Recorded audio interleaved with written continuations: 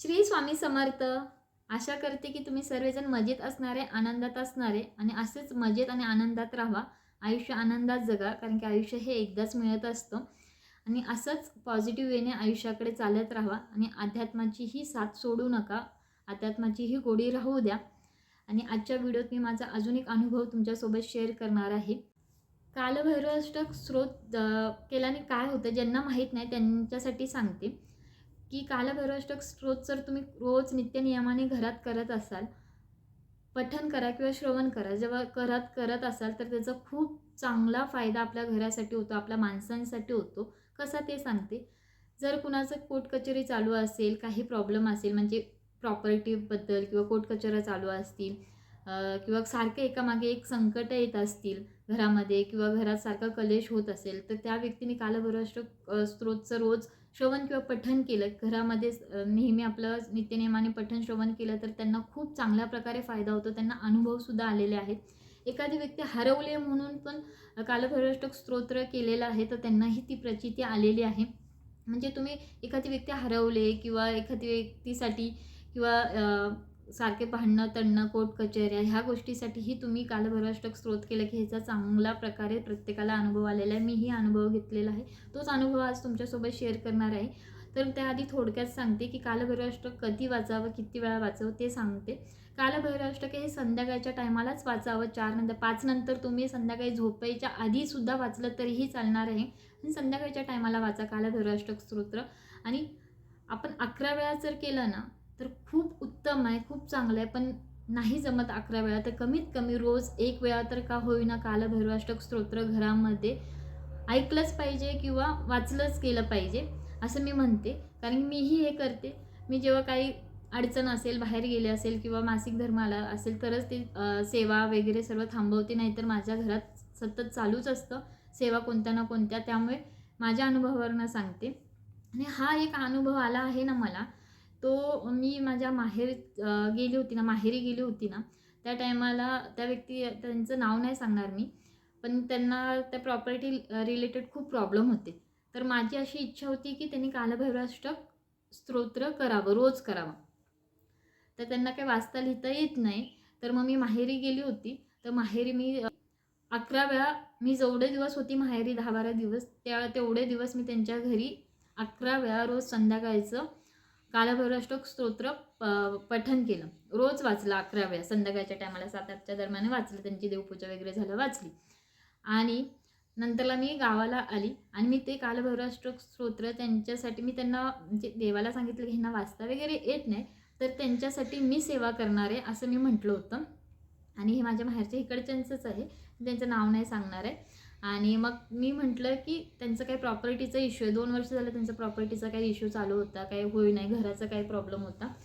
तर मी म्हटलं त्यांचं हे प्रॉब्लेम सॉल्व्ह होते किंवा म्हणजे पॉझिटिव्ह वेनी होऊ दे, काहीतरी चांगला मार्ग निघू दे त्याच्यातनं काहीतरी.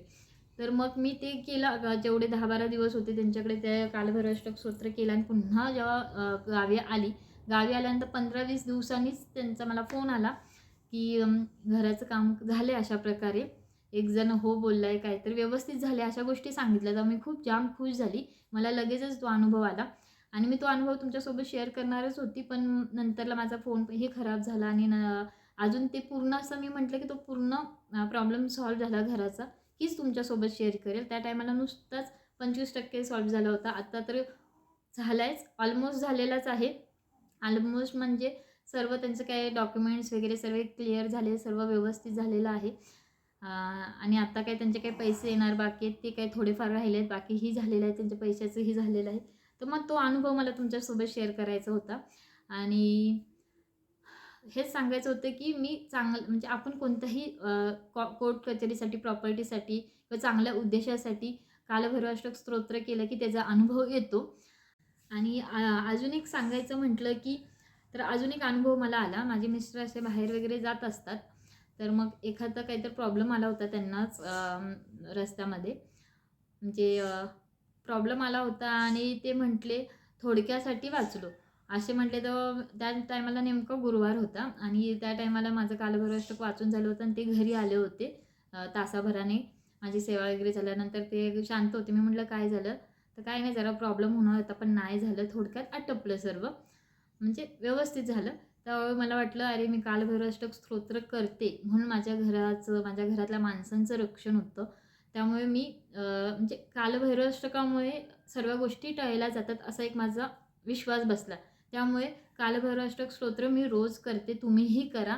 सांगायचं तात्पर्य काय आहे, की आपण काय सेवा करतो त्या कधीच वाया जात नाहीत. त्याचं फळ कधी ना कधी मिळतं. त्यामुळे तुम्ही सेवेला लागा. फळाची अपेक्षा करू नका, की मी ह्याच्यासाठी केलं होतं, मला हे नाही भेटलं. लगेच तुम्हाला फळ नाही मिळणार. पण तुम्ही प्रयत्न करा आणि चांगल्या भावनाने जर एखादा प्रयत्न केला ना, तर त्याचं फळ नक्की मिळतं ह्यावर माझा विश्वास आहे.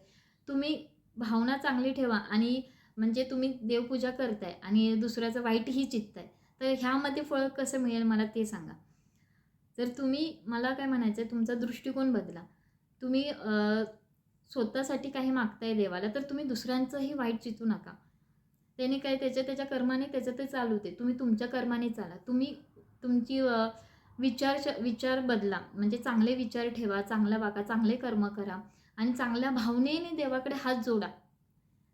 देव तुमचं नक्की ऐकेल. ह्यावर माझा विश्वास आहे पूर्ण. म्हणून सांगते, अनुभव घेऊन बघा. अनुभव घ्या आणि ते अनुभव मला पण नक्की शेअर करत जा. तर हा होता माझा कालभैरवाष्टक पठण केल्याचा अनुभव. आणि तुम्ही ज्या कोणाला वाचायला लिहायला येत नाही, तर त्यांना मदत म्हणून तुम्ही सेवाही करू शकता त्यांच्या घरात जाऊन. भक्तिभावाने करा, निस्वार्थीपणाने करा. तुम्हाला जेवढं दुसऱ्यांसाठी करता येईल तेवढं करत जावा. तेही एक प्रकारचं पुण्यच आहे, की हां, त्यांना विश्वास आहे म्हणून त्यांनी तुमच्याकडनं सेवा करून घेतली.